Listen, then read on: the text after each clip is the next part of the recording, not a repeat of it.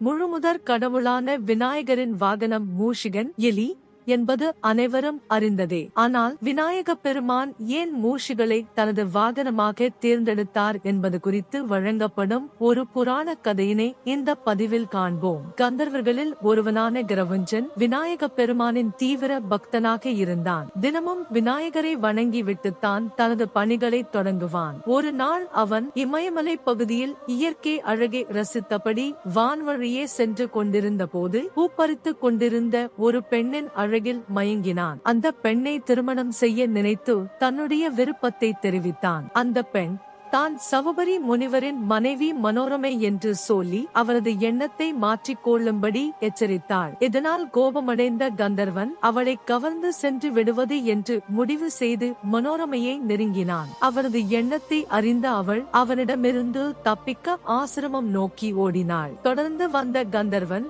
மனோரமையின் கையை பிடிக்க, இதை பார்த்த சவபரி முனிவர் எச்சரித்தும் கையை விடாத மோக மயக்கத்தில் இருந்த கந்தர்வனுக்கு, நீ மண்ணை தோண்டி வலையில் ஒளிந்து வாழும் எலியாக மாறி துன்பப்படுவாய் என்று சாபமிட்டார். சாபத்தை கேட்டு சுயநினைவுக்கு திரும்பிய கந்தர்வன் தன்னுடைய செயலுக்காக வருத்தம் தெரிவித்து மன்னிப்பு கேட்டு சாபத்தை முழுமையாக ஏற்றுக்கொள்வதாகவும் தெரிவித்தான். இதனால் மனமிறங்கிய முனிவர், கந்தர்வனே, தவறுக்கு மன்னிப்பு கேட்டதினால் பிற்காலத்தில் உனக்கு இந்த எலி உருவத்திலேயே மிகப்பெரிய சிறப்பு கிடைக்கும் என்றார். ஆசிரமத்தில் வளர்ந்து வந்த விநாயகர் ஒரு மரத்தில் ஏறி விளையாடிய போது மரத்தின் அடியில் இருந்த எலியானது வேர்களை கடித்து மரத்தை சரிக்க, இதற்கு காரணம் பெரிய எலிதான் என்று விநாயகருக்கு தெரிய வந்ததும் அந்த எலியை கொல்வதற்காக தன்னிடம் இருந்த பரசு ஆயுதத்தை எடுத்து எலியை நோக்கி வீசினார். ஆயுதத்தை பார்த்ததும் எலி வலைக்குள் புகுந்து ஓடியது.